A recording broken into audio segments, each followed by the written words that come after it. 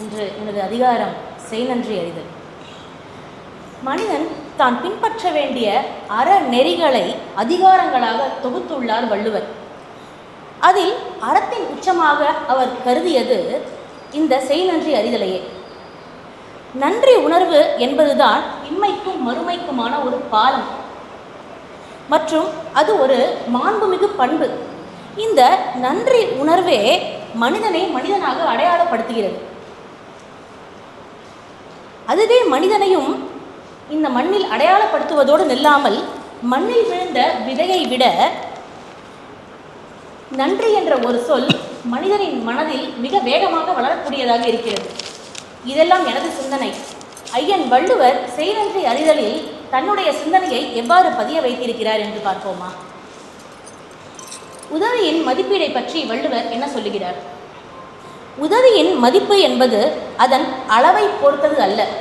அது செய்யப்பட்ட நேரத்தையும் செய்யப்பட்ட சூழலையும் பொறுத்தே அமையும். அது பெறுபவரின் தன்மையை பொறுத்தே உயர்ந்து நிற்கும். அது கொடுப்பவரின் தன்மையை பொறுத்து ஒருபோதும் அமையாது. அது எத்துணை சிறிய உதவியாக இருந்தாலும் அதை வள்ளுவன் கடல் அளவாகவும் வானளவாகவும் இந்த உலக அளவாகவும் பறைசாற்றுகிறான். உதாரணத்திற்கு, உணவு இல்லாமல் எந்த நேரமும் இறந்து விடலாம் என்கின்ற ஒரு மனிதனுக்கு ஒரு கைப்பிடி சோறு என்ன ஒரு சிறப்பான விஷயமாக அமையும். அந்த ஒரு கைப்பிடி சோறு கொடுத்தவருக்கு வேணும் என்றால் ஒரு கைப்பிடியாக இருக்கலாம். ஆனால் பெற்றுக்கொண்டவனுக்கு அது உயிரையே கொடுத்ததற்கு சமமாகும் அல்லவா? இதைதான் வள்ளுவர் காலத்தினால் செய்த நன்றி சிறிதெனும் ஞாலத்தின் மான பெரிது என்றும், அதை சார்ந்தே இன்னொரு குறளையும் திணைத்துணை நன்றி செய்யணும் பனைத்துணையாய் கொள்வர் பயன் தெரிவார் என்றும் கூறியுள்ளார். அடுத்து வரப்போகும் குறளில் சற்றே கடுமையாக எச்சரித்துள்ளார் நம்மை. என்னது தெரியுமா? ஆம், பல அறங்களை அழித்த ஒருவனுக்கு கூட ஓய்வு என்பது உண்டாம். ஆனால் எவனுக்கு ஓய்வு என்பது கிடையாது தெரியுமா? ஓய்வு என்றால் என்ன? மன்னிப்பு கிடையாது தெரியுமா? எவனோ ஒருவன் செய்த நன்றியை மறந்துவிட்டு அந்த நன்றி செய்தவருக்கே தீமையை விளைவிக்கிறானோ அவனுக்கு ஓய்வே கிடையாதாம். இதைதான் வள்ளுவர் எந்நன்றி கொண்டார்க்கும் ஓய்வுண்டாம் ஓய்வில்லை செய்நன்றி கொண்ட மகற்கு என்று சற்றே கடுமையாக நம்மை எச்சரித்துள்ளார். அடுத்து, விதைத்தவன் மறந்தாலும் நிலம் மறப்பதில்லை, வகுத்தவன் மறந்தாலும் வரலாறு மறப்பதில்லை.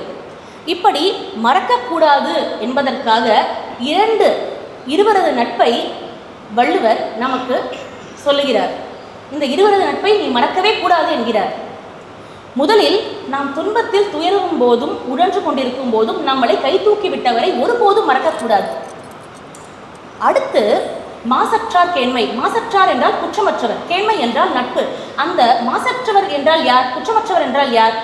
எந்த செயலை எப்பொழுது எங்கே யாரிடத்தில் செய்ய வேண்டும் என்று நன்கு தெரிந்தவர் நமக்கு முன்னொரு காலத்தில் உதவி இருப்பார் அல்லவா? அப்படிப்பட்டவரின் நட்பை இழந்து விடாதே என்கிறார். அதற்காகத்தான் கூறுகிறார், மறவர்க்க மாசற்றார் கேண்மை துறவர்க்க துன்பத்துள் துப்பாய்வார் நட்பு என்று.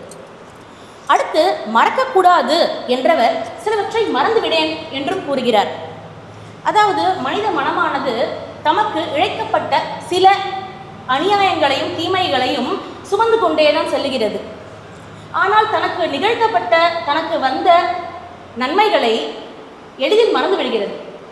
இது மனித இயல்புதானே. ஆனால் அப்படி செய்யாதே என்கிறார்.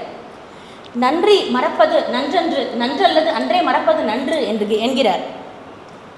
எனக்கு என்னவோ இந்த குறளை படித்துவிட்டு நன்றியை மறவாதிருப்பவன் மனிதன் என்றும், தீமைகள் தனக்கு நடந்த தீமைகளை அன்றே மறப்பவன் மாமனிதன் என்றும் வள்ளுவர் சொல்லுகிறாரோ என்று தோணுகிறது.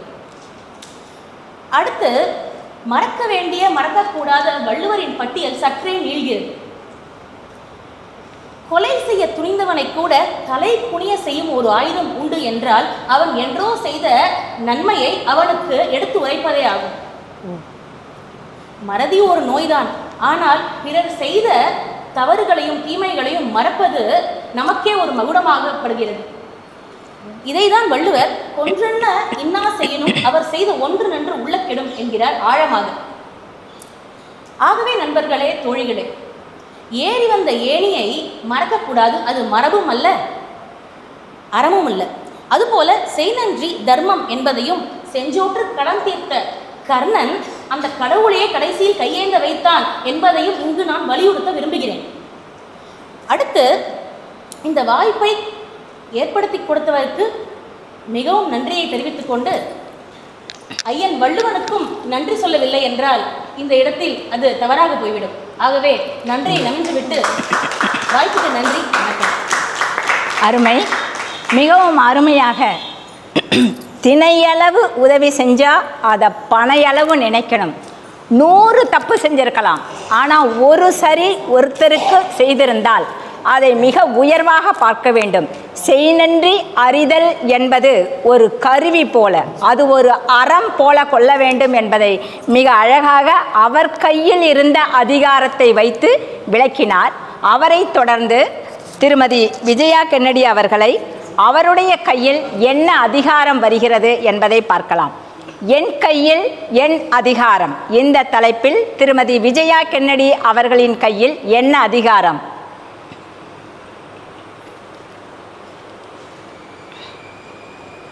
கல்வி 40வது அதிகாரம்.